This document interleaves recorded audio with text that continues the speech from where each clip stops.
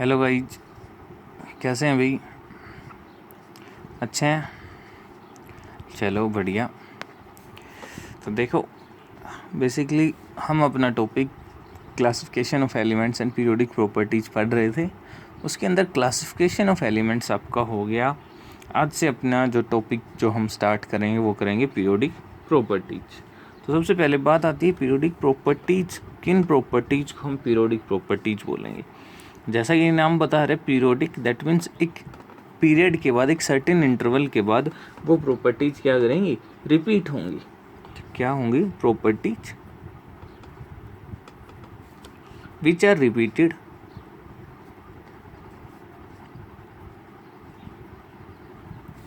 After a fix interval of time.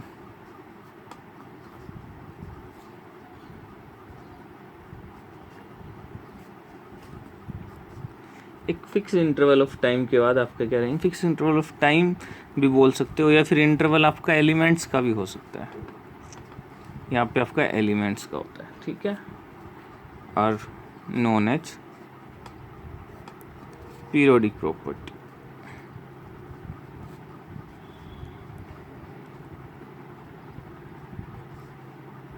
Chemistry में क्या होता है? फिक्स कुछ एलिमेंट्स रहेंगे, उनके बाद जैसे कि हमने न्यूलन लॉ ऑफ ऑक्टेव पढ़ा था, ईच एट्थ एलिमेंट, वैसे ही हमने मैजिक नंबर पढ़े थे 2 8 8 18। सो 8 के बाद क्या होगा? सेकेंड पीरियड में 8 एलिमेंट्स के बाद फिर से आपकी पीरियोडिक प्रॉपर्टी चेंज हो सेम हो जाएंगी। फिर 8 के बाद देन आपके 18, देन 18, देन 32। वो सब मैजिक नंबर पे आपका डिपेंड करेगा। तो आपकी जो पीरियोडिक प्रॉपर्टी होंगी दादा, देखो वो दो तरह की होती हैं। कितने टाइप्स की होती हैं? 2 टाइप्स की होती हैं। एक को हम बोलते हैं atomic periodic properties,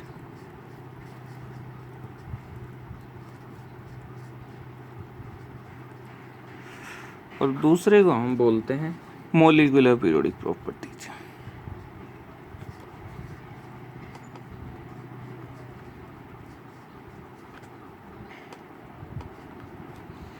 atomic periodic properties and molecular periodic properties कौन से होंगे? एटॉमिक एंड मॉलिक्यूलर क्या डिफरेंस रहेगा? वो पीरियोडिक प्रॉपर्टी जो आपका एक सिंगल एटम भी एक्सप्लेन कर दे। क्या? वो पीरियोडिक प्रॉपर्टी जो एक सिंगल एटम भी एक्सप्लेन कर पाए, उनको हम बोलते हैं atomic periodic properties. Properties which can be explained on the basis of single atom।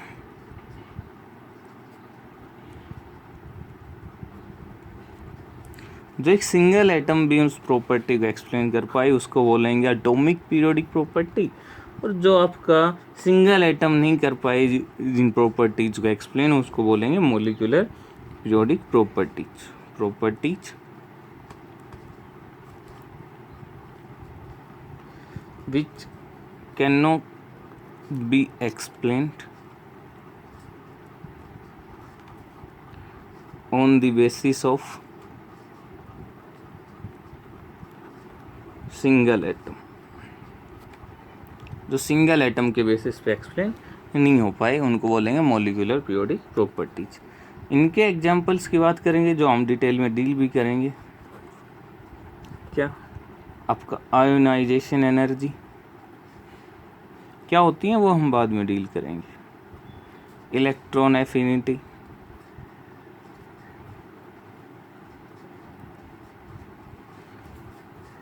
Electron negativity,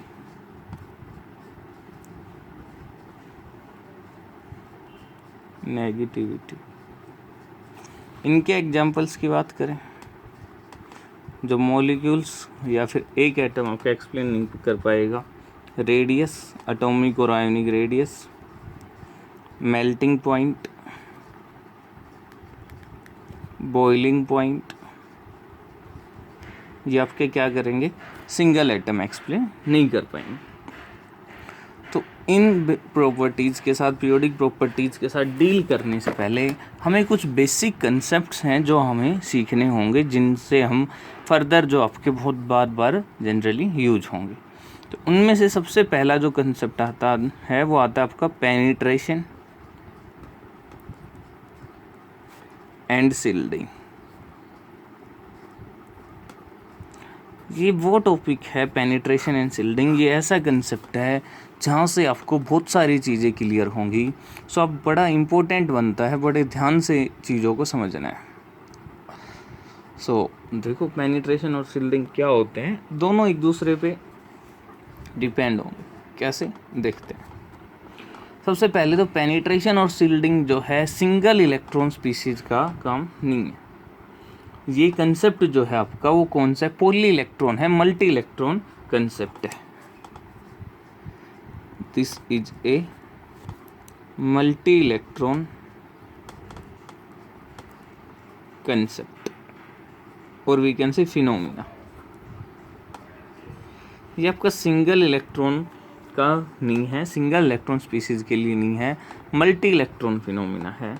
और multi orbital and multi orbital phenomena, एक ऑर्बिटल से नहीं होगा, मल्टी ऑर्बिटल का काम।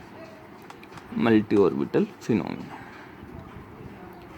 क्या मतलब है, सिंगल नहीं है, मल्टी इलेक्ट्रॉन है, इसका मतलब क्या है अभी हम समझेंगे। बड़े ध्यान से देखना आप चीज़ों को। ये आपके पास कोई एटम का न्यूक्लियस है, ये क्या आपके पास कोई भी एटम है उसका न्यूक्लियस है, उसके अराउंड ये आपको पता है वननेस जो होता है वो क्या होता है, spherical in shape. S orbital होते हैं वननेस के, जितने भी एस ऑर्बिटल होंगे वो क्या रहेंगे, स्फेरिकल इन शेप।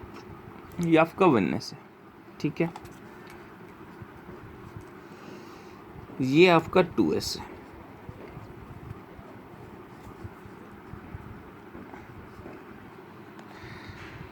ये आपका वननेस है इनिशियली, ये आपका 2s है, ठीक है। ये आपका न्यूक्लियस था।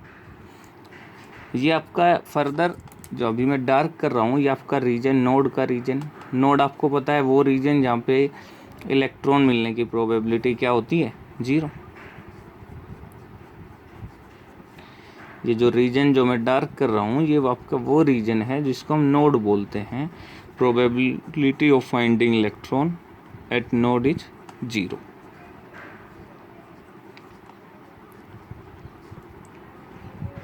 ये आपका नोड है, ठीक है भाई। ये जो रीजन अंदर का इनसाइड का जो रीजन रहेगा आपका वो वननेस ऑर्बिटल, जहाँ पे इलेक्ट्रॉन मिलने की प्रोबेबिलिटी है, ये आपका वननेस। और ये फर्दर आपका बाहर क्या है, फर्दर 2s। ये 2s और ये है उसका नोड।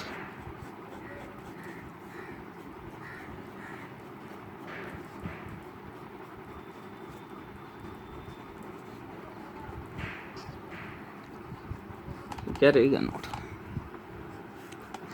ठीक है भाई। अब देखो, ये आप मैं लिख रहा हूँ, ये आपका वननेस ऑर्बिटल है और ये आपका 2s ऑर्बिटल, ये आपका न्यूक्लियस था।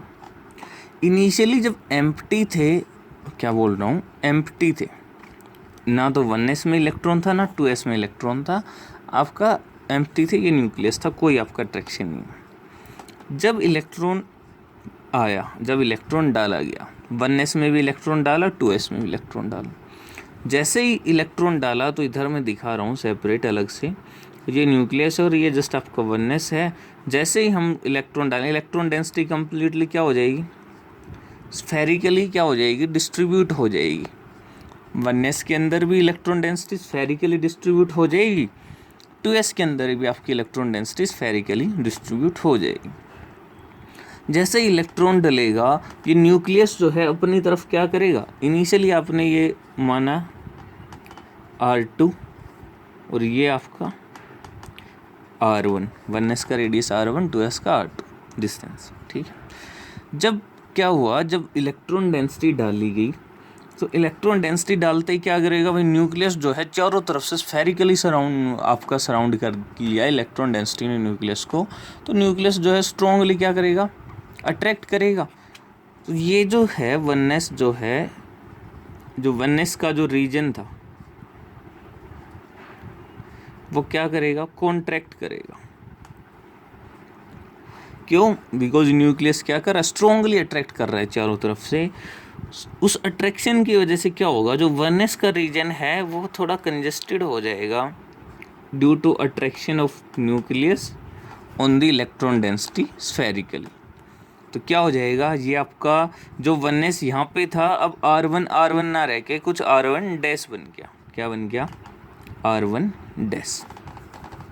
ठीक है, अभी R1 dash. Same case are आपने हमने बोला था क्या है, मल्टी इलेक्ट्रॉन। जस्ट आपने 1s में इलेक्ट्रॉन नहीं डाले हैं, किस में भी डाले हैं, 2s में भी इलेक्ट्रॉन डाले हैं। Multi electron and multi orbital phenomena है। 2s में भी इलेक्ट्रॉन डाले हैं, 2s भी क्या करेगा, 2s में भी इलेक्ट्रॉन डेंसिटी स्फेरिकली सराउंड करेगी न्यूक्लियस को। जैसे ही न्यूक्लियस को स्फेरिकली सराउंड करेगी, न्यूक्लियस चारों तरफ से इलेक्ट्रॉन डेंसिटी को अपनी तरफ अट्रैक्ट करेगा, और क्या हो जाएगा, जो 2s है वो भी क्या हो जाएगा, कॉन्ट्रैक्टेड फॉर्म में आ जाएगा। 2s भी किस फॉर्म में आ जाएगा, कॉन्ट्रैक्टेड फॉर्म में आपका आ जाएगा।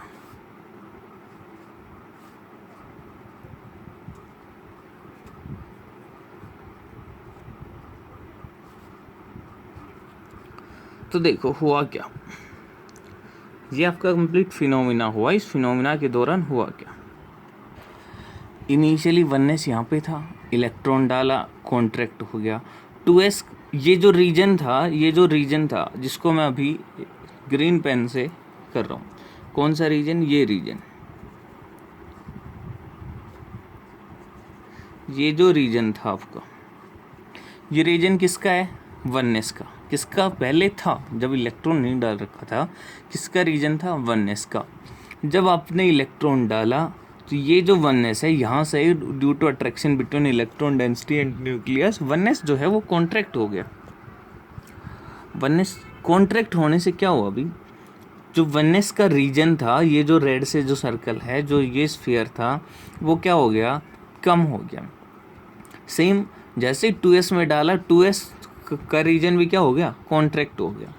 लेकिन अब क्या हुआ क्या, जो रीजन पहले 1s के अंदर था, ये रीजन यहाँ था 1s का, यहाँ तक रेड तक, अभी ये इस ब्लू तक शिफ्ट हो गया।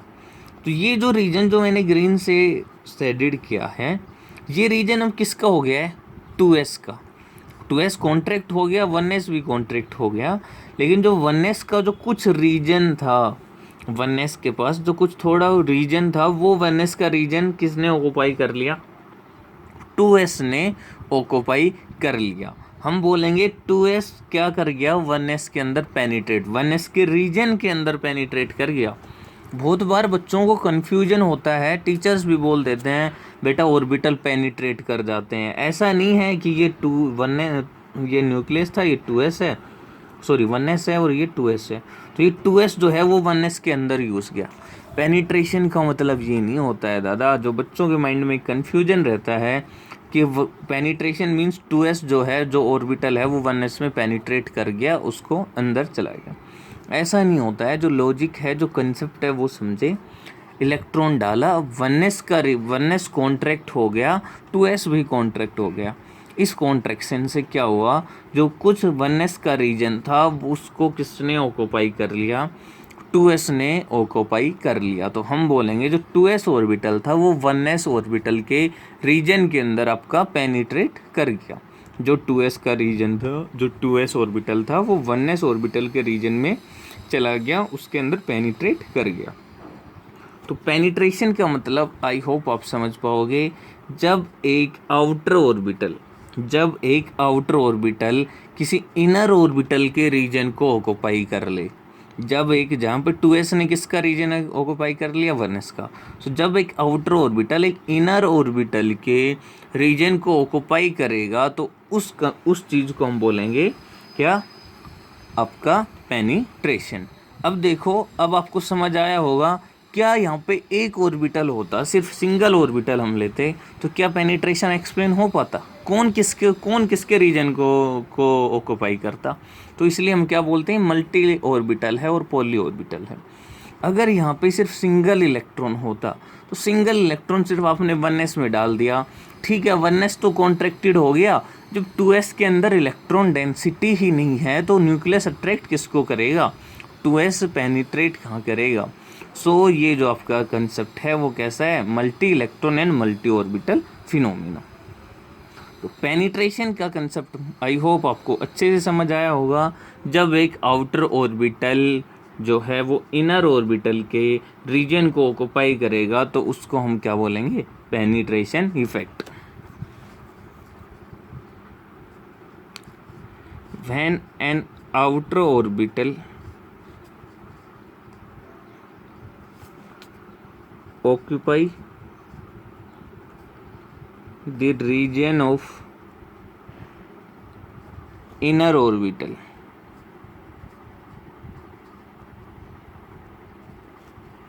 due to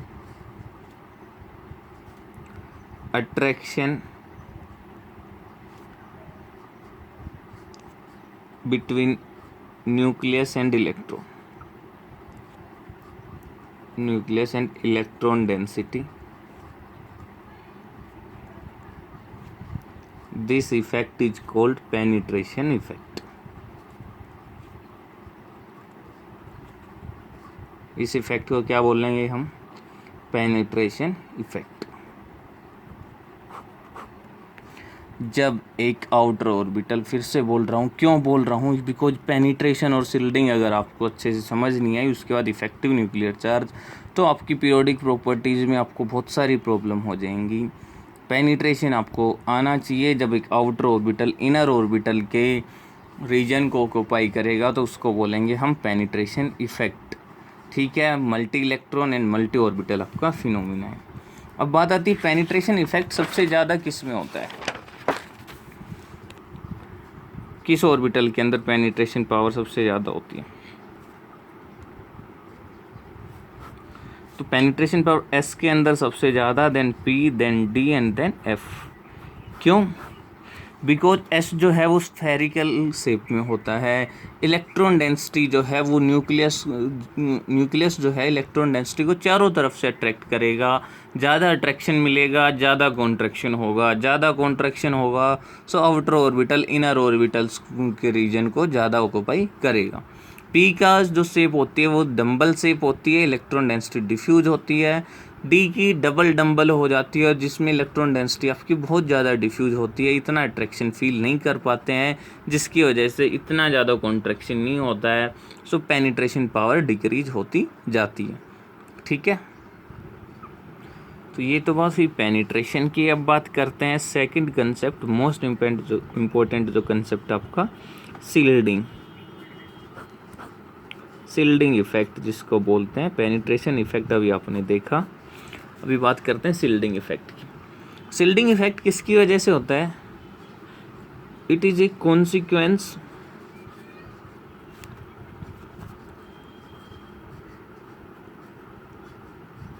of penetration. Penetration का कॉन्सिक्वेंस है आपका, किसका कॉन्सिक्वेंस है, पेनिट्रेशन का। ठीक है, दैट मीन्स कॉन्सिक्वेंस का मतलब अगर पेनिट्रेशन होगा तभी आपको शिल्डिंग देखने को मिलेगी, अगर पेनिट्रेशन इफेक्ट नहीं है तो शिल्डिंग इफेक्ट आपको देखने को नहीं मिलेगा। अब समझते हैं होता क्या है। फिर से देखो, आपके पास एक सेल है, कंसिडर सेकंड सेल, कोई भी सेल आप कंसिडर कर सकते हो, बट उसके अंदर सब सेल्स होनी चाहिए। ठीक है, अब सेकंड सेल की बात की तो n इज इक्वल टू 2 और n इज इक्वल टू 2 है तो सब सेल्स कौन सी रहेंगी, 2s एंड 2p। आपके पास दो सब सेल रहेंगी 2s एंड 2p। अभी आपने क्वांटम नंबर्स पढ़ा था तो हमने देखा था जो n है प्रिंसिपल क्वांटम नंबर है, वो क्या बताता है, वो आपको बताएगा energy and size of the और सब सेल। ठीक है, और एनर्जी और साइज की बात करें तो ये आपका न्यूक्लियस है, ये आपका न्यूक्लियस है। हम सेकंड सेल की बात कर रहे हैं, किसकी बात कर रहे हैं, सेकंड सेल की। तो सेकंड सेल में ये आपका 2s क्या करेगा, स्फेरिकली सराउंड करेगा न्यूक्लियस को, ये आपका 2s। और इसी के अंदर क्या होगा आपका 2p, ये आपका 2p, ये आपका 2s, ये आपका 2p। देखो जब आपने इलेक्ट्रॉन नहीं डाला है, क्या नहीं किया है, इलेक्ट्रॉन नहीं डाला है। अब मैंने बिल्कुल ये टच करके क्यों बनाया है, बिकॉज साइज जब n क्या है सेम, जब तक आपने इलेक्ट्रॉन नहीं डाला है साइज क्या रहेगा, सेम। n अगर सेम है देन साइज क्या रहेगा, सेम। न्यूक्लियस से जो आपका ये डिस्टेंस रहेगा वो क्या रहेगा, सेम। अभी तक दोनों 2s और 2p की जो एनर्जी है वो सेम है। यहाँ से आपके पास एक बहुत बढ़िया सा कंसेप्ट और समझोगे आप। हमने लिखा था सिंगल इलेक्ट्रॉन स्पीसीज का इलेक्ट्रॉनिक कन्फिग्रेशन, उसमें हमने एनर्जी ऑर्डर लिखा था। तो हमने लिखा था 1s की सबसे कम, then 2s is equal to 2p, then 3s is equal to 3p is equal to 3d। वो कंसेप्ट भी आप समझोगे कि सिंगल इलेक्ट्रॉन स्पीसीज में सेम सेल की सब सेल्स के अंदर की एनर्जी सेम क्यों रहती है, मल्टी इलेक्ट्रॉन में आपकी एनर्जी डिफरेंट क्यों हो जाती है। अगर आपको याद है एटॉमिक स्ट्रक्चर, तो वहाँ पे हमने सिंगल इलेक्ट्रॉन स्पीसीज में जब इलेक्ट्रॉनिक कन्फिग्रेशन डील किया था, तो वहाँ पे हमने लिखा था सिंगल इलेक्ट्रॉन के लिए एनर्जी ऑर्डर कि एक सेल की में जितनी भी सब सेल रहेंगी उनकी एनर्जी क्या रहेगी, same for single electron species, and for multi electron species आपकी एनर्जी डिफरेंट रहेंगी। तो देखो, जब तक आपने इलेक्ट्रॉन नहीं डाला है, 2s एंड 2p की बात है, जब तक आपने इलेक्ट्रॉन नहीं डाला है, क्या है, डिस्टेंस सेम है, एनर्जी सेम है, ठीक है। जब जैसे ही इलेक्ट्रॉन एंटर किया, क्या किया, जैसे ही इलेक्ट्रॉन आपने इलेक्ट्रॉन डेंसिटी डाली, इलेक्ट्रॉन डेंसिटी डालते ही हुआ क्या, जैसे 2s में आई, ऑब्वियस सी बात है, poly electron and poly orbital आपका क्या है, कंसेप्ट है। जैसे ही अपने इलेक्ट्रॉन डेंसिटी इसमें डाली, तो इलेक्ट्रॉन डेंसिटी स्फेरिकली सराउंड करेगी न्यूक्लियस को, न्यूक्लियस उसको अट्रैक्ट करेगा और आपको पता है कॉन्ट्रैक्शन होगा। अभी आपने शिल्डिंग वाले कंसेप्ट में पढ़ा है, आपको पता है यहाँ पे क्या होगा, कॉन्ट्रैक्शन आपको देखने को मिलेगा, ठीक है भाई। कॉन्ट्रैक्शन हो गया 2s का। अब 2s के कॉन्ट्रैक्शन से हुआ क्या, अब 2s के इलेक्ट्रॉन्स जैसे कॉन्ट्रैक्ट हुआ 2s, तो न्यूक्लियस जो है अभी टोटली क्या हो गया, सराउंडेड हो गया। न्यूक्लियस जो है टोटली 2s के जो रीजन से कम्प्लीटली क्या हो गया, सराउंडेड हो गया। अब इलेक्ट्रॉन डेंसिटी 2s के अंदर जो है वो न्यूक्लियस को सराउंड करेगी चारों तरफ से। उसकी वजह से क्या होगा, 2s कॉन्ट्रैक्ट हो गया, इलेक्ट्रॉन डेंसिटी न्यूक्लियस के पास चली गई 2s की, लेकिन 2p के इलेक्ट्रॉन डेंसिटी तो अभी भी वहीं पे है। अब ये जो 2s के इलेक्ट्रॉन हैं, ये जब न्यूक्लियस को सराउंड करेंगे, तो ये 2p पे जो आपकी 2p की इलेक्ट्रॉन डेंसिटी है, उसके बीच में जो अट्रैक्शन रहेगा उसको डिक्रीज करेंगे। क्या बोल रहा हूँ मैं, देखो इधर एक और, ये आपका सपोज करो ये न्यूक्लियस है और मैं जस्ट ये लाइन से दिखा रहा हूँ। ये आपका क्या है, ये पहले था आपका, ये इनिशियली था जब आपका 2s किसके इक्वल था, 2p के इक्वल। आफ्टर पेनिट्रेशन के बाद 2s आ गया यहाँ पे, ये आपका न्यूक्लियस। जैसे 2s यहाँ पे आया, हुआ क्या, इसके बीच में जो अट्रैक्शन था वो बढ़ गया, इनके बीच का अट्रैक्शन जो है वो क्या हो गया, बढ़ गया। और ये 2s का जो इलेक्ट्रॉन है वो 2p, ये जो आपका 2p ये इलेक्ट्रॉन थे, उनके ऊपर अट्रैक्शन को क्या करेंगे, डिक्रीज करेंगे। दूसरी चीज़, अब जैसे ही ये कॉन्ट्रैक्शन हुआ, इलेक्ट्रॉन डेंसिटी अभी यहाँ आ गई, 2p की इलेक्ट्रॉन डेंसिटी इसी में है, 2s की यहाँ पे आ गई, 2p की यहीं पे है। तो ये क्या करेंगे, 2s के इलेक्ट्रॉन इस 2p के अंदर जो इलेक्ट्रॉन है उनको क्या करेंगे, रिपेल करेंगे। जब 2s का कॉन्ट्रैक्शन होगा, 2s का पेनिट्रेशन होगा, उसकी वजह से क्या होगा, 2s का साइज छोटा हो जाएगा और 2s की इलेक्ट्रॉन डेंसिटी 2p की इलेक्ट्रॉन डेंसिटी को क्या करेगी, रिपेल करेगी। यहाँ पे क्या होगा, रिपल्सन होगा। और जैसे ही ये रिपल्सन होगा, उस रिपल्सन की वजह से क्या होगा, ये जो 2p जो था ये आपका रिपल्सन की वजह से एक्सटेंड हो जाएगा। क्या हो जाएगा, एक्सटेंड हो जाएगा। क्या बोल रहा हूँ मैं, ये आपका 2p था, ये 2p रिपल्सन की वजह से क्या हो जाएगा, एक्सटेंड हो जाएगा। ये आपका 2p, जैसे ही ये आया, इसने क्या किया, इसकी इलेक्ट्रॉन डेंसिटी को 2s कॉन्ट्रैक्ट किया, 2s ने क्या किया, 2p की इलेक्ट्रॉन डेंसिटी को रिपेल किया और उस रिपल्सन की वजह से 2p जो है वो क्या हो गया, न्यूक्लियस से दूर हो गया। सो अभी अट्रैक्शन क्या हो गई, डिक्रीज। तो ये जो रिपल्सन की वजह से ये 2p जो इधर आ गया, इसको हम बोल रहे हैं शिल्डिंग। इसको क्या बोल रहे हैं, शिल्डिंग इफेक्ट। जब 2s और 2p इक्वल थे, यहाँ पे एनर्जी इक्वल थी, 2s आ गया, न्यूक्लियस के पास आ गया। इस इफेक्ट को क्या बोल रहे हैं हम? पेनिट्रेशन। और जब 2s के इलेक्ट्रॉन ने 2p की इलेक्ट्रॉन डेंसिटी को रिपेल करके 2p को न्यूक्लियस से दूर कर दिया, एक्सटेंड कर दिया, इसको क्या बोल रहे हैं? Shielding effect. तो देखिए, अगर हम बात करें, क्या जब तक पेनिट्रेशन नहीं होता तो क्या शील्डिंग पॉसिबल थी? अगर 2s और 2p सिर्फ दोनों यहीं पे रहते, 2s और 2p अगर दोनों यहीं पे रहते तो क्या शील्डिंग इफेक्ट पॉसिबल था? बिल्कुल नहीं। जब 2s अंदर गया, जब पेनिट्रेशन हुआ, देन आपका रिपल्सन क्रिएट हुआ दोनों के बीच में, बिकॉज ये भी नेगेटिव चार्ज है, इलेक्ट्रॉन डेंसिटी 2s में भी और 2p में, दोनों इलेक्ट्रॉन्स ने रिपेल किया और देन आपका शील्डिंग इफेक्ट हमें देखने को मिला। इसकी वजह से यहाँ पे एनर्जी क्या थी? सेम। यहाँ पे एनर्जी क्या थी? सेम। लेकिन पेनिट्रेशन और शील्डिंग की वजह से 2s न्यूक्लियस के पास चला गया, 2p न्यूक्लियस से दूर हो गया। जो डीजनरेसी थी, जो एनर्जी थी, वो क्या हो गई? स्प्लिट हो गई। डीजनरेसी आपकी स्प्लिट हो गई, डिस्टर्ब हो गई। पहले दोनों सेम चार्ज एक्सपीरियंस कर रहे थे, न्यूक्लियस से सेम अट्रैक्शन एक्सपीरियंस कर रहे थे। जब 2s पास आ गया, ज़्यादा अट्रैक्शन फील कर रहा है, ज़्यादा अट्रैक्शन फील कर रहा है, ज़्यादा स्टेबल हो गया, एनर्जी क्या हो गई? कम। 2s पास आया, खुद तो पास आया, ज़्यादा अट्रैक्शन इसने गेन किया ही किया, 2p को रिपेल भी कर दिया। 2p को रिपेल करने से 2p क्या हो गया? एक्सटेंड हो गया। अब 2p पे अट्रैक्शन कम हो गई, 2p पे अट्रैक्शन कम हो गई तो स्टेबिलिटी कम हो गई, एनर्जी ज़्यादा हो गई। तो इसकी वजह से अगर आपके पास सिंगल इलेक्ट्रॉन होता तो वो तो वननेस में ही डल जाता, 2s और 2p का तो केस ही नहीं आता। सिंगल इलेक्ट्रॉन स्पीशीज होता तो आपके पास क्या होता? जो वननेस के अंदर ही होता, और ना तो आपको पेनिट्रेशन देखने को मिलता और ना ही आपका शील्डिंग इफेक्ट देखने को मिलता।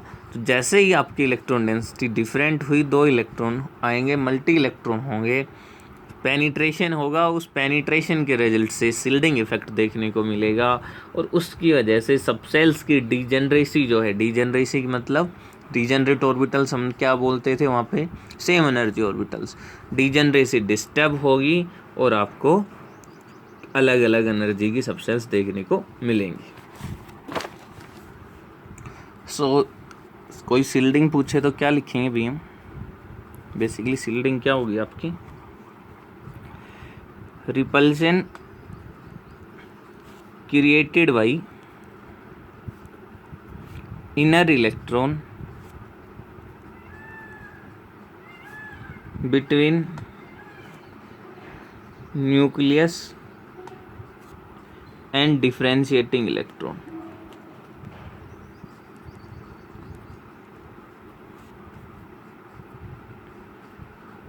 is called shielding effect।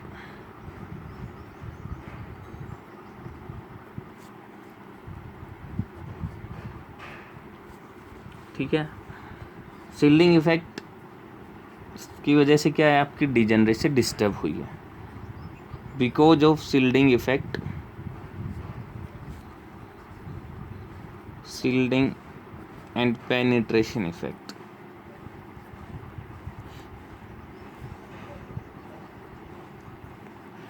degeneration of subcells is disturbed। उसी की वजह से आपकी डीजनरेसी क्या हुई है? डिस्टर्ब हुई है। आई होप आप लोगों को शील्डिंग एंड पेनिट्रेशन समझ आया होगा। अभी बाकी जो इफेक्टिव न्यूक्लियर चार्ज है वो हम डिस्कस करेंगे अपने नेक्स्ट लेक्चर में। ठीक है, तो मिलते हैं नेक्स्ट लेक्चर में। तब तक आप शील्डिंग और आपका पेनिट्रेशन इफेक्ट है उसको डिटेल में डिस्कस कीजिए। Thank you.